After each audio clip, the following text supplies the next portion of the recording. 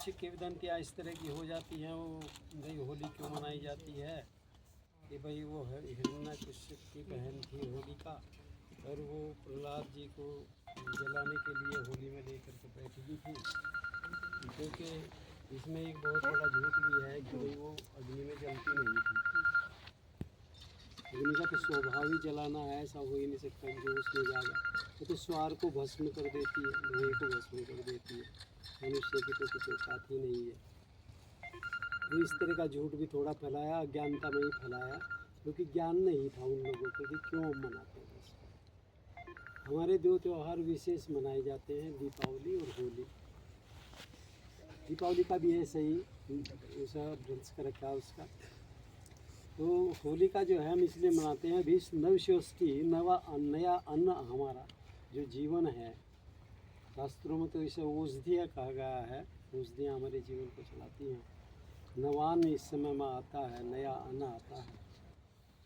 और इसका जो नियम था वो ऋषियों ने ऐसा चलाया कि इसको 40 दिन का समय रखा जाता है।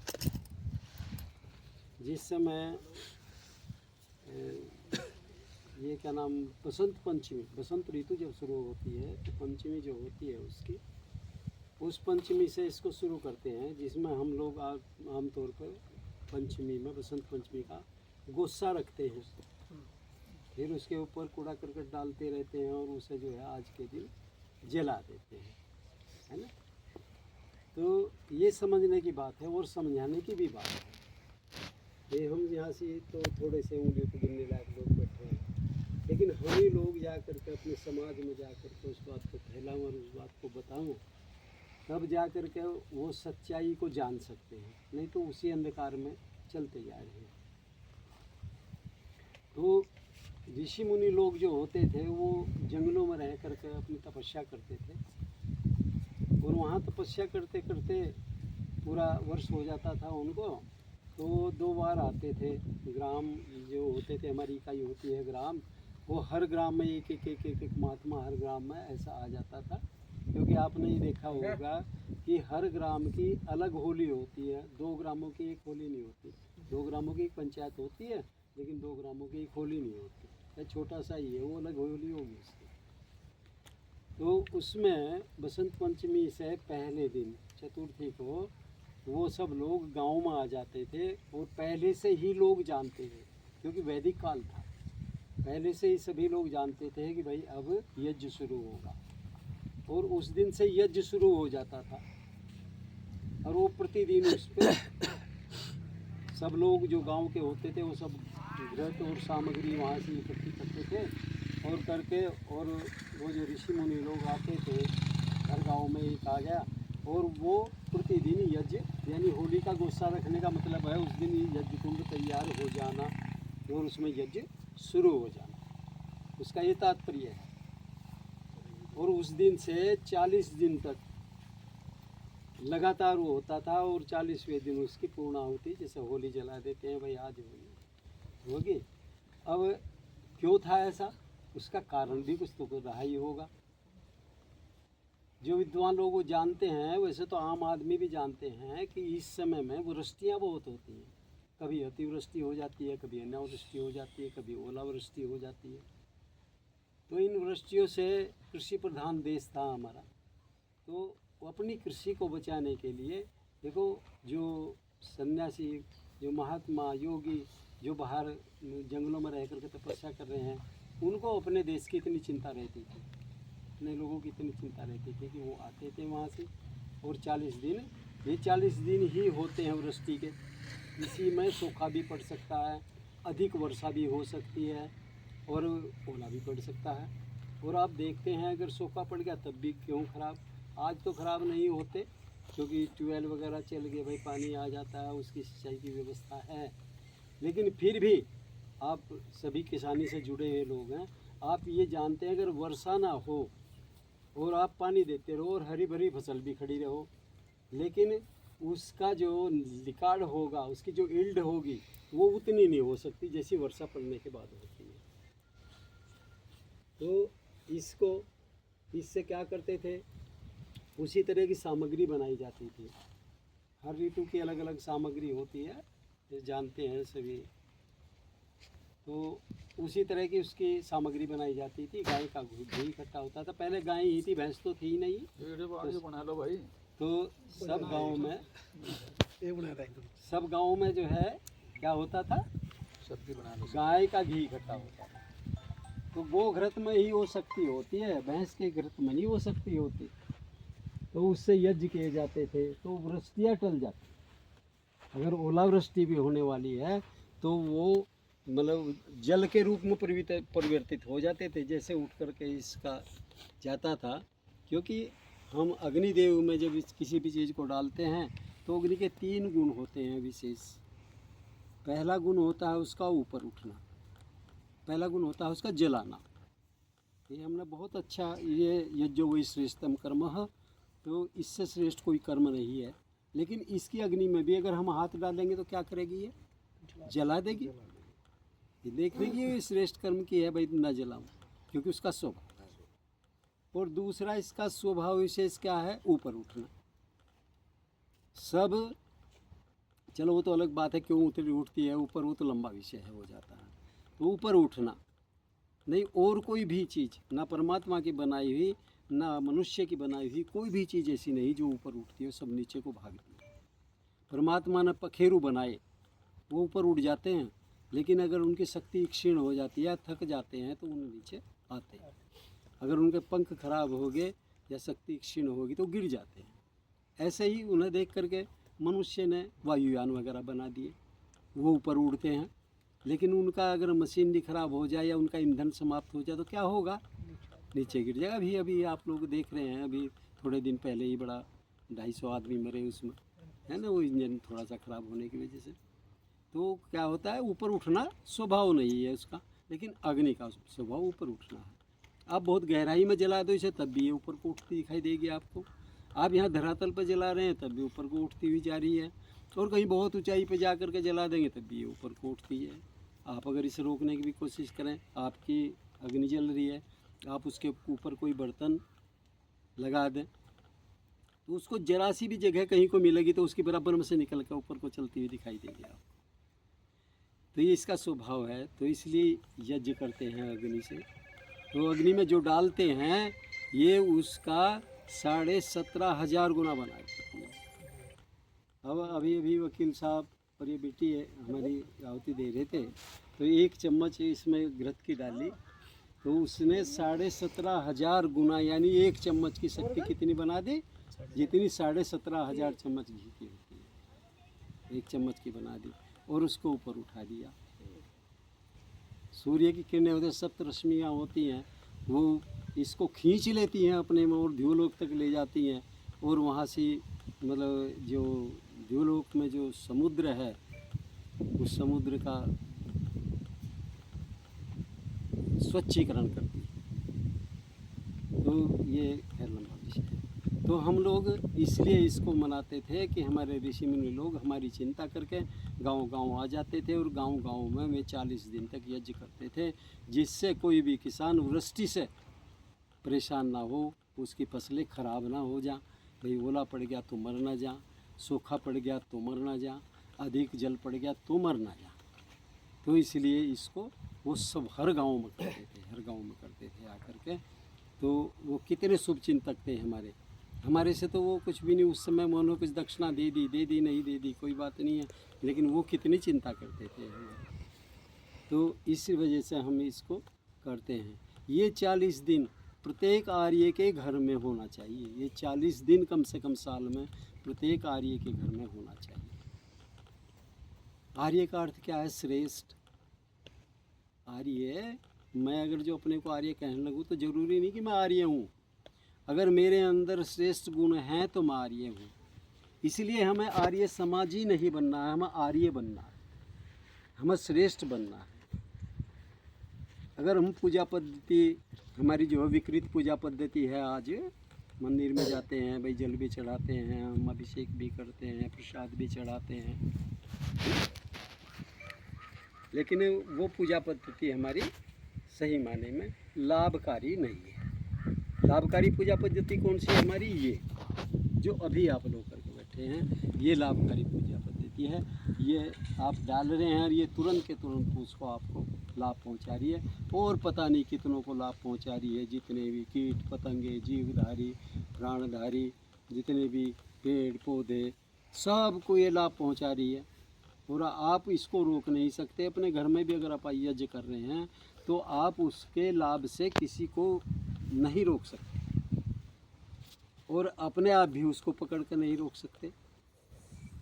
क्योंकि ऐसा होता है कि अगर दुश्मन कोई बराबर में हो जाती है हमारी, और उसका कोई बच्चा बीमार हो जा तो, और कोई कहने लगे बराबर में, शास्त्री जी कहने लगे दयालु हैं, तो भाई इसको कुछ धन दे दो, इसका बच्चा बीमार है, तो वो अपना क्रोध उसको प्रकट करेगा, नहीं मैं क्यों दे दूँ इसको, अरे मेरे मरने दो, क्योंकि वो तो उसी पे चल रहा है उसको, तो नहीं देंगे आप।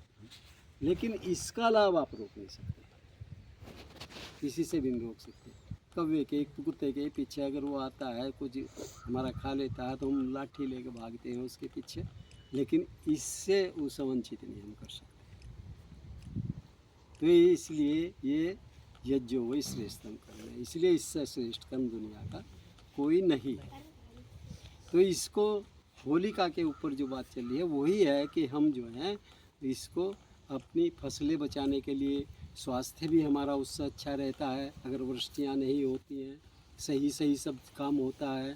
भाई अधिक गर्मी ना हो, अधिक सर्दी ना हो, है ना, अधिक वर्षा ना हो, तो हमारा स्वास्थ्य भी अच्छा रहता है या नहीं रहता है। तो ये सब स्वास्थ्य, हम स्वस्थ रहने के लिए, निरोग रहने के लिए, धनवान होने के लिए, सब के लिए ये हमारा यज्ञ जो है इस समय में 40 दिन होता है। ये 40 दिन का हमारे गांव में आमतौर पर चिल्ला भी कह देते हैं इसे, 40 दिन का चिल्ला। तो चिल्ला जो ये होता है, इसकी रोकथाम करने के लिए हमें जो है ये सब ऋषियों ने बताया, और हम इसको करते हैं, और हमारे विचार भी शुद्ध होते हैं इससे। जिस घर में ये होता रहता है उस घर के बच्चे ही आपको अलग मिलेंगे, उनका मानसिक संतुलन अलग तरह का मिलेगा आपको। और जो नहीं है, जो इसमें बैठेंगे वो अगर खेल भी खेलते हैं तो मिट्टी उठा कर कभी सुहा सुहा कर खेलते हैं, है ना। और जहाँ गाली दी जाती हैं तो वो गाली ही दे कर खेलते हैं। तो इसलिए अपने बच्चों को संस्कारित करना है, संस्कारवान बनाना है, तो हमें जो है ये यज्ञ जो है अपने घरों में उतारना है इसको। ये हमारी पौराणिक परिपाटी है, कोई नई नहीं है, ये सबसे पुरानी यही है। सनातन, सनातन किसको कहते हैं? पुराने को। और पुराना क्या है? सबसे पुराना क्या है? वेद। वेद। आपको नहीं बताना था, इन्हें पूछना। तो सबसे पुराना है वेद, है। तो सनातन क्या है? वेद। सनातनी कौन है? वैदिक, है ना। तो हमें सनातनी बनना है तो हमें वेदों की तरफ जाना होगा, नहीं तो हम सनातनी ही नहीं है, हम सनातन को जानते ही नहीं है, तो हमें वेदों की तरफ जाना होगा, है ना। मैंने संन्यास ले लिया, बहुत लोग कहते थे आपको क्या कमी थी, आपने क्यों संन्यास ले लिया? मैं कहा मेरे में तो बहुत कमी थी, मुझे बहुत कमी थी, मेरे पास कुछ था ही, मैं तो बहुत निर्धन था, ये ले लिया धन बटोरने के लिए मैंने। तो ऐसा कहने पे भी लोग उसका अर्थ क्या निकालते हैं कि इधर उधर घूमूंगा और लोग उसे धन बटोर लूँगा। परमात्मा वाले धन को नहीं जानते वो तो अपनी सोच है, ये भी तो हाँ। सोच है कि हाँ, अपना ये- जीवन दे दिया। हाँ, तो इस प्रकार से हमें जो है ना, देखो हमें कब हमारा उत्थान होगा, जब हम विद्वानों की शरण में जाएंगे या विद्वानों को अपने घर तक बुलाएंगे, तभी आपको ज्ञान प्राप्त हो सकता है, तभी आप अच्छे कर्म कर सकते हैं, अच्छे कर्म का आपको प्रेरणा मिल सकती है। तो मनुष्य ने लिखा भी है, अभिवादनशीलस्य नित्यम वृद्धोपसेविनः चत्वारि तस्य वर्धन्त आयुर्विद्या यशोः। ये कह रहे हैं कि जो विद्वानों की संगति करेगा, विद्वानों के पास जाएगा, विद्वानों को अपने पास बुलाएगा, अपने घर में यज्ञ हवन करावेगा, उसके और उससे अगला वृद्धों को सेवन करेगा, यानी अपने माता पिता दादा दादी उनके पास बैठेगा, सेवन और सम्मान सत्कार। हाँ, मतलब उनके पास बैठेगा, उनकी बात सुनेगा, उनकी सेवा करेगा, हैं, वो तो उसको मैं 4 चीज़ें बढ़ाना शुरू कर देता हूँ, उसको पता भी नहीं लगेगा और उसकी 4 चीज़ें मैं बढ़ाता रहता हूँ। आयु, विद्या, यश और बल, ये सब चीज़ उसकी बढ़ती रहती है। कभी भी याद जी का आदमी जो है ना, विद्वानों का सेवन करने वाला, वृद्धों का सेवन करने वाला, कभी कमज़ोर भी नहीं होगा, बौद्धिक रूप से भी कमज़ोर नहीं होगा, वो शारीरिक बल से भी कमज़ोर नहीं होगा, धन से भी कमज़ोर नहीं होगा, किसी तरह से कमज़ोर नहीं होगा। तो इसलिए दुनिया का राजा होगा वो। हाँ हाँ, राजा उसी को चुना जाता था जो ऐसा होता। पहले चुनाव राजा का ऐसा ही होता था कि वो जो ऐसा होता था उसको राजा चुन लेते थे। तो मैं आप लोगों को थोड़ा सा ये बताया। हाँ, ना ना ना ना ना, ये आपको भूल है। भ्रष्टाचारी कभी राजा हो ही नहीं सकता। तो उसको 2-4 दिन की बात छोड़, मतलब 5-7 साल वो राजा बनकर रह लिया ना, विनाश हो जाएगा उसका। ऐसा हो ही नहीं सकता। उदाहरण है आप लोगों के सामने, हिरण्यकश्यप का क्या हुआ, ऐसे शक्तिशाली थे, बहुत से थे, विनाश हो। दुर्योधन का क्या हुआ, बड़े शक्तिशाली थे, विनाश हो। ऐसा नहीं है। अपने 2 चीज़ होती हैं, हमारे विचार 2 प्रकार के होते हैं, जिसे नेगेटिव और पॉजिटिव कहते हैं, ऋणात्मक धनात्मक। हमेशा अपने अंदर पॉजिटिविटी पैदा करो, नेगेटिविटी कभी करो ही ना पैदा, कभी ना करो, पॉजिटिविटी करो पैदा हमेशा। तो कभी भी आप जो है हीन नहीं हो सकते। ठीक है, मैं आप लोगों को थोड़ा सा समय लिया, आप लोगों ने ध्यानपूर्वक सुना, बहुत बहुत धन्यवाद। सदैव स्वामी जी महाराज का हमने आशीर्वचन लिया। होली का सबको उत्सव, नमस्ते। ये जो प्रक्रिया होली क्या है धुलंडी इसके की विषय में शुभकामनाएं। हमारा जी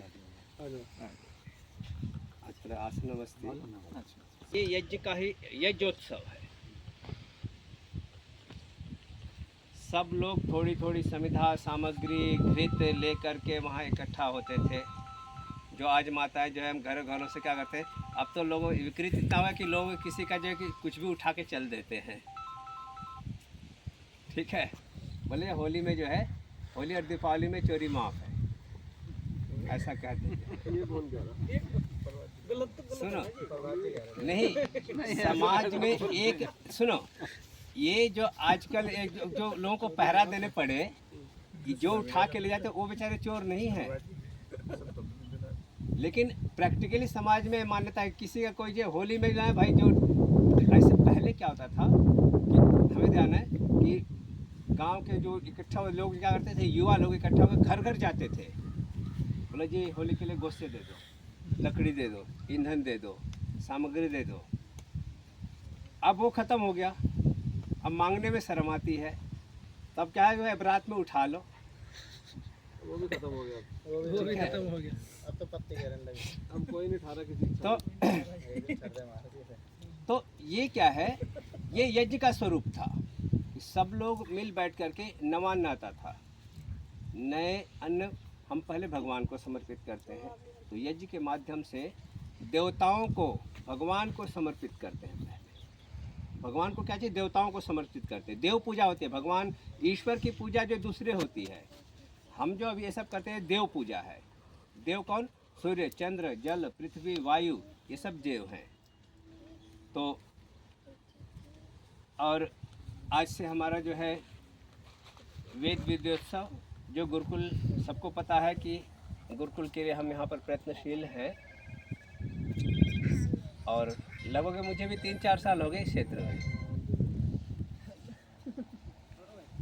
और 3-4 साल की उपलब्धि जो है ये है कि जगह हुई, ये बाउंड्री हुई, और ये जो देख रहे हैं, और मुझे अब ऐसा अंदर से लगने लगा है कि जो मुझे तपस्या करनी थी वो तपस्या ही तो चलती रहेगी, लेकिन अब समाज ने मुझे स्वीकार कर लिया है। मैंने 2 साल पहले, लगभग 2-3 साल पहले एक संकल्प लिया था। पहले मैं सामान्य ढर्रे पर जैसे समाज चलता है कि लोगों के पास जाता था, जहीं जाता करता था, जी मैं गुरुकुल चला रहा हूँ जी, मैं ये करूँगा वो करूँगे जी, आप मेरा सहयोग करिए। कुछ लोग करते भी थे और नहीं भी करते थे। तो 2 साल बाद मुझे अंतः प्रेरणा हुई कि ना, अब मैं लोगों से नहीं कहूँगा। मुझे अगर याचना करनी है तो ईश्वर से करूँगा याचना। मेरे जो साथी लोग, हितैषी लोग कहते हैं कि कहना तो पड़ेगा, बिना कहे काम नहीं चलता। हमने कहा बात सही है। हमने कहा देखो, मैंने अपना काम कर दिया, 2 साल के अंदर सूचना सबके पास पहुंचनी चाहिए कि मैं ये कार्य कर रहा हूँ। मेरा कार्य बस इतना था, मैं याचक नहीं हूँ, मैं भिखारी नहीं हूँ। मैंने अपना जीवन दिया है और स्वाभिमान के साथ जीवन दिया है।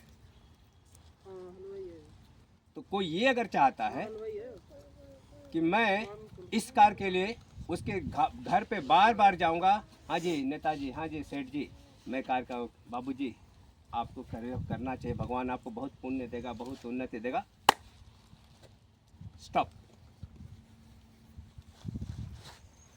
मेरी तपस्या रही, सबने देखा, लेकिन आज मुझे इस बात की संतुष्टि इस घोषणा करने पर कि समाज ने मुझे स्वीकार किया। और अब समाज कह रहा है आचार्य जी आप क्या कर रहे हो, मुझे बताओ, हम सहयोग करेंगे। मैंने किसी को ये नहीं कहा कि आप मुझे जो मासिक बांधो कुछ करो। रुड़की समाज से एक सज्जन मेरे को 3 महीना पहले मिले, बोले आचार्य, उनका फ़ोन आया, बोले आचार्य जी मैं आपके गुरुकुल को मासिक सहयोग करना चाहता हूँ। उनका स्वागत है। बोले 500 रुपये महीने दूंगा। धामावाला गया था, हालांकि पीछे भी बुलाया उन्होंने। इस बार स्वयं धामावाला के प्रधान कहले आचार्य जी आपका काम कितना बढ़ा। हमने कहा जी काम थोड़ा बढ़ा है, एक तरफ से दीवार थोड़ी सीखी है, विचार है थोड़ा बहुत 3 सेक्टर जानने का। तो आचार्य जी 29 को मुझे फिर बुलाया, बोला 29 तारीख को आप आ जाओ और हम आपका कुछ न कुछ सहयोग करवा रहे हैं। अभी भी समाज को लगता है कि वो मेरा सहयोग कर रहा है, वो ये अपना सामाजिक धर्म मान के नहीं कर रहा है, वो मेरे ऊपर दया कर रहा है कि आचार्य जी बड़े कष्ट में जो है। लोग कहते हैं देखो कितना सर्दी करते हो, उनका मैं तो आनंद में हूँ। तो ये प्रकल्प ईश्वर की कृपा से अब मुझे लगा है कि अब धन की साधना, साधनों की साधना कम होगी। मैंने कल परसों समाज में, आर्य समाज में कहा धामावाला के पुरोहित को, मुझे एक प्रिंटर चाहिए, कुछ भी कार्यक्रम अपना टाइप करना है अपने पास है, पम्पलेट बनाओ, जब बनाओ जो बनाओ, छाप के बांट दो। आज फ़ोन आ गया, आचार्य जी प्रिंटर जो है कितना कोटेशन मेरे को बता देना। हमने कहा लगभग 10,000 का जो है, पहले उनको हमने एक संकेत कर दिया था, मुझे ये अनुमान था। तो उनसे मेरी बात हुई, वो बोले कि ठीक है आचार्य जी जो मूल्य होगा मेरे को बता दीजिए। तो अब ये गाड़ी चल पड़ी है और वेद की गाड़ी है। मैं आज भी फिर कहता हूँ, अगर मुझे कहीं मेरे में गलती दिखे, वेद के विरुद्ध मेरा कोई भी कर्म दिखे, तो मैं समाज के जो ज्येष्ठ हैं उनका तो अधिकार है, लेकिन जो छोटा बच्चा भी है उसका भी अधिकार है कि वो मुझे टोक दे, उसका भी अधिकार है कि टोक दे मुझे। तो ये हमारा 8वां वेद विद्योत्सव आज से हम चालू कर रहे हैं यज्ञ के माध्यम से। 2 अप्रैल से 5 अप्रैल तक गुरुकुल में हमारा सामूहिक कार्यक्रम होगा। ना मार्च नहीं, तो आज ही है। 1 महीने तक का समय मैं लोगों को कहता हूँ, भाई अपने घर में जहाँ आपकी जैसी व्यवस्था है, आप अपने घर को भी गुरुकुल बनाओ, मंदिर बनाओ, आश्रम बनाओ, वहाँ करो, अपने गांव में मोहल्ले में करो। और इस बार हमने 3 संकल्प दिए। हमारा इस बार का उद्देश्य है सनातन शुद्धि, घर वापसी। सनातन शुद्धि इसलिए कि सनातन के नाम पर आज बहुत सारी विकृतियां हैं। शराब भी पीता है तो भगवान के नाम पे, मांस भी खाता है तो भगवान के नाम पर, ठीक है। भांग भी पीता है तो भोले के नाम पर। ये सारी विकृतियाँ हमने सनातन को का ठेका दे दिया। मुझे भूख लगी है, मुझे कपड़े अंगूठी पहनने हैं सोने की, तो मैंने वो भी भगवान जी के नाम पे कर दिया। तो सनातन को समझना शुद्धि। और फिर जो भटके हुए हमारे भाई, घृणा किसी से मत करो। जब सनातन की शुद्धि होगी तो घर वापसी अपने आप होगी। हमें प्रयत्न भी थोड़े करने पड़ेंगे। और इसके लिए हमने एक कि 15 मिनट का समय प्रत्येक व्यक्ति, 15 मिनट तो ज़्यादा नहीं है, 15 मिनट का समय आपको सनातन के वेद के प्रचार में देने हैं। लेकिन उसके पहले आप अपने घरों में जो मैंने संकल्प दिलाया कि वेद रखिए, दर्शन रखिए, शास्त्र रखिए, उपनिषद रखिए, गीता रखिए। पहले आप स्वयं आप पढ़िए, अपने परिवार को बैठ करके पढ़ाइए। पहले स्वयं समझिए सनातन को, ठीक है जी। और 15 मिनट आप घर में स्वाध्याय के 15 मिनट का समय फिर आप समाज में जो भी आपसे संपर्क में आता है, आप उसको 15 मिनट आपसे शास्त्र चर्चा करिए, जो भी जिसके पास योग्यता है। और इसके बाद दूसरा संकल्प, 5 संस्कार विधि, 5 सत्यार्थ प्रकाश। साल में प्रत्येक सनातनी को, चाहे वह पौराणिक हो, चाहे आर्य समाजी हो, चाहे कोई भी हो, हम बांट सकेंगे ना तो बहुत बड़ी सेवा होगी सनातन की। तो आप सब यहाँ पर आए हमारे बीच में। समय भी लगा हो रहा है। ये होली कोत्सव भी जो संघ परिवार के तरफ से, मैं संघ परिवार के लोगों का बहुत बहुत धन्यवाद करता हूँ कि आपने स्थान को योग्य समझा। यहाँ पर कार्यक्रम देखिए, सनातन के हितार्थ जो भी कार्यक्रम होगा, यह स्थान समर्पित है सिर्फ और सिर्फ सनातन के हितार्थ, और कोई नहीं। आप आइए, स्वागत है। मैं तो लोगों को भी कहता हूं कि देखो, इसमें कोई ताला नहीं है। आसन रखा रहता है, दरी रखी रहती है। आप आओ, बैठो, ध्यान करो, योग करो, प्राणायाम करो, स्वागत है।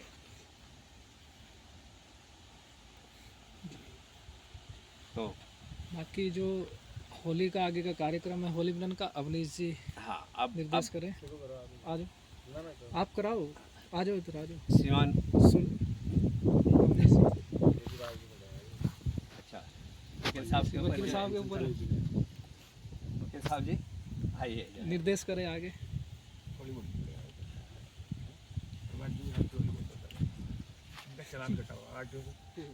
ITO से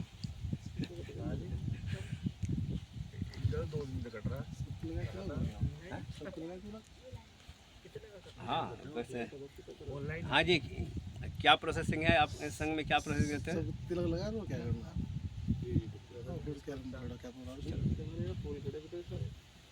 ओम स्वस्ति न इंद्रो बृहस्पतिः, स्वस्ति नः पूषा विश्ववेदाः, स्वस्ति नस्तार्क्ष्यो अरिष्टनेमिः, स्वस्ति नो बृहस्पतिर्दधातु। ओम भद्रं कर्णेभिः शृणुयाम देवा, भद्रं पश्येमाक्षभिर्यजत्राः, स्थिरैरङ्गैस्तुष्टुवांसस्तनूभिर्व्यसेमहि देवहितं यदायुः। ॐ स्वस्ति न इन्द्रो वृद्धश्रवाः, स्वस्ति नः पूषा विश्ववेदाः, स्वस्ति नस्तार्क्ष्यो अरिष्टनेमिः, स्वस्ति नो बृहस्पतिर्दधातु।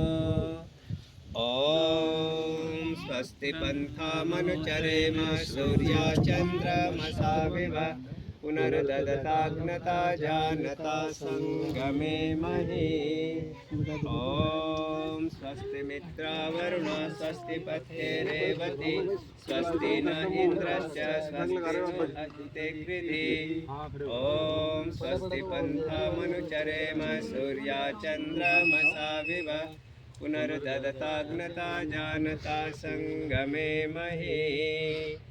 ॐ यज्ञाय यज्ञानां मनोर्यजत्रा अमृतारितज्ञाः तेनो रासन्ता मुरुगायमद्य यूयं पात स्वस्तिभिः सदा नः।